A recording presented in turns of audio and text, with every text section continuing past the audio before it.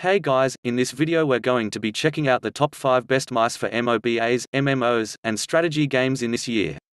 I made this list based on my personal opinion and hours of research, and I've listed them based on quality, durability, price, and more. I've included options for every type of consumer, so if you're looking for the best value per dollar or the best product money can buy, we'll have the product for you. If you want more information and updated pricing on the products mentioned, be sure to check the links in the description down below. Okay, so let's get started with the video.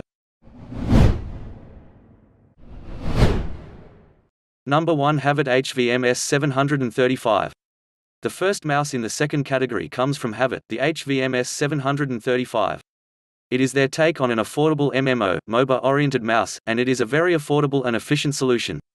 It comes with a 12-button macro thumb panel on the left side and has 19 programmable buttons in total. But all the macro buttons aside, the mouse is still very viable for FPS and TPS games, as it is quite accurate with its 12,000 dpi sensor. Plus, it looks good to boot, as the RGB implementation in the logo and around the scroll wheel complement the matte black and glossy exterior combo quite well. Sadly though, the RGB doesn't extend to the macro buttons, which only use blue LEDs for illumination. Speaking of macro buttons, they are a bit on the stiff side, so using the mouse may get uncomfortable during long gaming sessions. Other than that, there are no major issues, apart from some long-term durability concerns. Number 2, UTech Smart Venus. After the Havit HVMS 735, we have a slightly more expensive and immensely more popular MMO gaming mouse, the Venus, made by UTech Smart.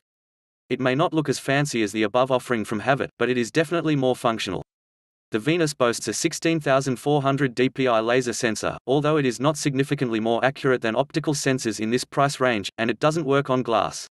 More importantly, the macro buttons are more comfortable to use, and the lighting customization extends to them as well, unlike with the MS 735. On the downside, the Venus doesn't feel as well built as the MS 735, although there are no significant durability issues in the long term. In any case, if you prefer function over form and have a few extra bucks to spend, the Venus would undoubtedly be a better choice than the slightly cheaper Havit mouse. Number 3, Corsair Scimitar Pro. Next up is yet another mouse from Corsair, and this time it's the Scimitar Pro, an excellent high-end mouse for MMO and MOBA players. As is common for this type of mouse, it is a bit bulky and, as is common for pretty much all gaming mice these days, it incorporates RGB lighting into its design. The Scimitar Pro does have a few unique tricks of its own, though. For one, the thumb panel with the 12 macro buttons is adjustable, allowing a greater degree of comfort for different hand sizes. On top of that, the mechanical buttons themselves are tactile, easy to press, and are textured for easier identification. The mouse comes with a highly accurate sensor, too, making it a viable mouse for shooting games as well, although it is probably heavier and bulkier than what most FPS players are used to. But of course, there's little point in spending extra on this mouse unless you also play MOBAs and/or MMOs, as there are more affordable gaming mice that are just as accurate. Next up is yet another mouse from Corsair, and this time it's the Scimitar Pro, an excellent high-end mouse for MMO and MOBA players. As is common for this type of mouse, it is a bit bulky and, as is common for pretty much all gaming mice these days, it incorporates RGB lighting into its design. The Scimitar Pro does have a few unique tricks of its own, though. For one, the thumb panel with the 12 macro buttons is adjustable, allowing a greater degree of comfort for different hand sizes. On top of that, the mechanical buttons themselves are tactile, easy to press, and are textured for easier identification. The mouse comes with a highly accurate sensor, too, making it a viable mouse for shooting games as well, although it is probably heavier and bulkier than what most FPS players are used to. But of course, there's little point in spending extra on this mouse unless you also play MOBAs and/or MMOs, as there are more affordable gaming mice that are just as accurate. Number 4, Logitech G600. Looking for a reliable, top-notch mouse for MOBAs and MMOs? Look no further, the Logitech G600 is here.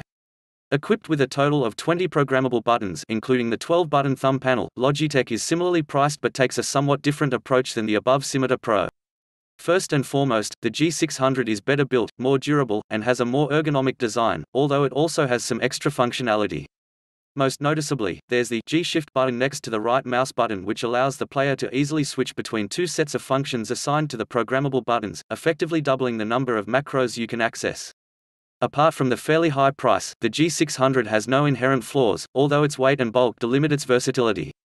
In general, FPS players prefer lighter and more compact mice, something that the G600 definitely isn't, although it is a tad lighter than the Scimitar Pro. Number 5, Razer Naga Trinity. And to close this category, we have another Razer mouse, and it's the Razer Naga Trinity. Design-wise, the mouse is pretty much what you'd expect from Razer: simple matte black exterior, a bulky and ergonomic palm rest that's pretty common for this type of mouse, and there's Razer's superb Chroma RGB lighting. Now, the trick that separates the Naga Trinity from most other mice of this kind is the fact that its side panel is swappable. In addition to the standard 12-button panel, there's also one with 7 buttons arranged in a circle, and there's a regular 2-button panel that you find in most mice today. Apart from that, the mouse also comes with the kind of quality that you'd expect from a Razer peripheral, including high durability mechanical switches and a high-resolution low-latency optical sensor. At the end of the day, the main drawback is the price, as with most Razer mice.